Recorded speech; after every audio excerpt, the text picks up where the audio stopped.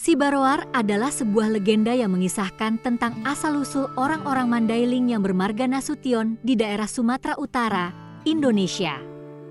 Menurut cerita, si Baroar adalah anak yatim piatu yang berwajah tampan. Ia memiliki wajah yang sangat mirip dengan wajah putra Sutan Pulungan, raja dari kerajaan Huta Bargot. Kemiripan wajah kedua anak tersebut membuat Sutan Pulungan dan permaisurinya merasa sangat terhina, karena rakyatnya seringkali keliru menyapa kedua anak itu. Ceritanya, di Mandailing, Sumatera Utara, terdapat sebuah kerajaan kecil yang bernama Huta Bargot. Kerajaan tersebut terletak di seberang sungai Batang Gadis. Rajanya yang bergelar Sutan Pulungan. Ia mempunyai seorang permaisuri dan putra yang masih bayi. Di sela-sela kesibukannya mengurus kerajaan, Sutan Pulungan sering meluangkan waktu pergi ke tengah hutan untuk berburu rusa. Pada suatu hari, Sutan Pulungan bersama beberapa orang hulu balang dan prajuritnya berburu rusa di sebuah hutan lebat. Sutan Pulungan membawa anjing pemburu kesayangannya yang sangat pintar dan tangkas bernama Si Pamutung. Ketika mereka sampai di tengah hutan, Si Pamutung tiba-tiba berlari kencang menuju ke suatu tempat. Tak berapa lama kemudian, ia pun terdengar menyalak dengan serunya. Mendengar salakan anjing kesayangannya tersebut, Sutan Pulungan segera memerintahkan prajuritnya pergi ke tempat Si Pamutung menyalak. "Prajurit, cepatlah kalian susul Si Pamutung.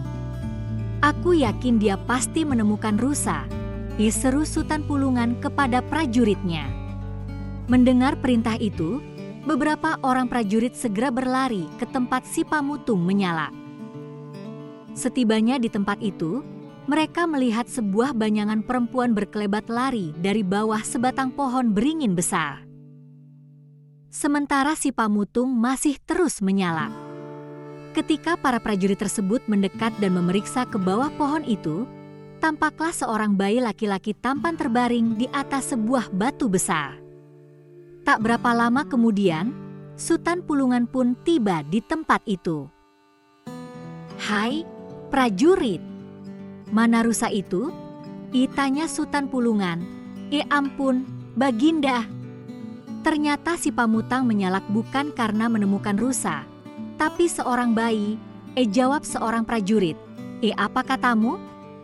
"Seorang bayi?" tanya Sutan Pulungan terkejut seraya mendekati bayi tersebut.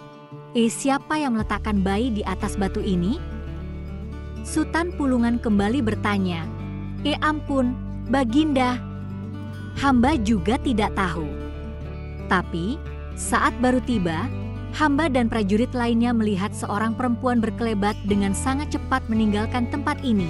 Jawab seorang prajurit lainnya. Mendengar penjelasan prajurit tersebut, Sutan Pulungan pun yakin bahwa bayi itu sengaja dibuang oleh orang tuanya. Akhirnya, ia bersama rombongannya memutuskan untuk berhenti berburu dan segera membawa pulang bayi malang itu. Setibanya di negeri Huta Bargot, Sutan Pulungan menyerahkan bayi itu kepada seorang janda tua bernama Si Saua yang sejak lama mendambakan seorang anak. "Terima kasih, Baginda. Hamba akan merawat bayi ini seperti anak kandung hamba sendiri," ucap janda tua itu dengan senang hati. Setiap kali pergi bekerja ke sawah, perempuan tua itu meletakkan bayi tersebut di dalam baroar, yakni kandang anjing. Oleh karena itu, orang-orang pun menamakan anak itu Si Baroar. Waktu terus berjalan. Si Baroar telah berusia 5 tahun dengan wajah yang sangat tampan. Namun anehnya, wajah dan perawakan Si Baroar sangat mirip dengan putra Sutan Pulungan, sehingga orang-orang di sekitarnya tidak dapat lagi membedakan keduanya.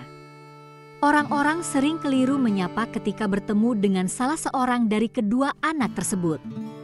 Jika Si Baroar berjalan-jalan sendirian, orang-orang yang bertemu dengannya selalu memberi hormat kepadanya dan menyapanya seperti menyapa putra Sutan Pulungan. Tetapi sebaliknya, jika bertemu dengan putra Sutan Pulungan, mereka memperlakukannya seperti anak orang kebanyakan. Saat mengetahui putranya sering mendapat perlakuan demikian dari orang-orang di sekitarnya, Sutan Pulungan dan permaisurinya merasa sangat terhina. Oleh karena itu, mereka memutuskan untuk membunuh si Barowar secara rahasia agar tidak diketahui oleh orang banyak. Pada suatu hari, Sutan Pulungan mengumpulkan seluruh pembesar kerajaan untuk menyusun rencana pembunuhan rahasia tersebut. Dalam sidang tersebut, ia memerintahkan kepada pembesarnya agar segera menyelenggarakan upacara adat Sopo Godang, yakni upacara penggantian tiang besar balai sidang yang sudah lapuk. Sutan Pulungan akan menyelenggarakan upacara adat tersebut secara besar-besaran di istana kerajaan Huta Bargot karena ia ingin memanfaatkan keramaian itu untuk menutupi perbuatannya membunuh si Barowar. Bagaimana caranya kami membunuh si Barowar, Baginda? Itanya seorang hulu balang. Ya, sebelum memasukkan tiang pengganti ke dalam lubang tempat menanamnya, terlebih dahulu kalian harus menjatuhkan si Barowar ke dalam lubang tersebut dan menimpanya dengan tiang pengganti, jelas Sutan Pulungan. Sutan Pulungan juga memerintahkan kepada seorang hulu balang untuk memberi tanda silang pada kening si Barowar dengan kapur sirih. Ampun, Baginda. Kenapa si Barowar harus diberi tanda silang? Tanya hulu balang lainnya ingin tahu. Maksudnya adalah agar kalian bisa membedakan secara pasti yang mana si Barowar dan yang mana pula putraku, sehingga kalian tidak keliru membunuh si Barowar, jelas Sutan Pulungan. Setelah mendengar penjelasan tersebut, para pembesar kerajaan segera menyiapkan segala sesuatu yang diperlukan dalam upacara Sopo Godang tersebut. Begitu pula hulu balang yang telah ditunjuk oleh sang raja segera mencari si Barowar untuk memberi tanda silang pada keningnya. Pada hari yang telah ditentukan, upacara adat itu segera akan dilaksanakan. Seluruh rakyat negeri yang akan mengikuti upacara adat tersebut telah berkumpul di halaman istana. Dalam upacara tersebut, Sutan Pulungan juga menyelenggarakan berbagai atraksi dan pertunjukan seni. Hal ini bertujuan untuk mengalihkan perhatian para warga yang hadir agar para hulu balang dapat melaksanakan tugas untuk membunuh si Barowar tanpa sepengetahuan mereka. Ketika para warga sedang asyik bersukaria, para hulu balang pun menyiapkan tiang untuk dimasukkan ke dalam lubang. Kebetulan saat itu, mereka melihat si Barowar yang sudah diberi tanda di keningnya sedang berdiri tidak jauh dari mereka. Secara sembunyi-sembunyi, mereka segera menangkap dan menjatuhkan si Barowar ke dalam lubang, kemudian menimpanya dengan tiang besar. Tak seorang pun yang mengetahui perbuatan mereka, karena para warga sedang asyik bersukaria. Para hulu balang pun merasa lega dan gembira, karena berhasil menjalankan tugas dengan lancar. Demikian pula yang dirasakan oleh Sutan Pulungan, karena si Barowar yang selalu membuatnya terhina telah mati. Namun, sejak acara tersebut dilaksanakan, putra Sutan Pulungan tidak pernah lagi terlihat di istana. Seluruh keluarga istana menjadi panik dan segera mencari putra Sutan Pulungan. Mereka telah mencarinya di sekitar istana, namun mereka tetap tidak menemukannya. Sutan Pulung pun mulai cemas. Jangan-jangan para hulu balangnya keliru dalam menjalankan tugas.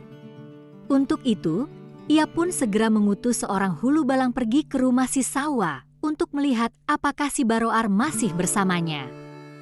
Ternyata benar. Sesampainya di sana, utusan melihat si Barowar sedang membelah kayu bakar bersama si Sawa.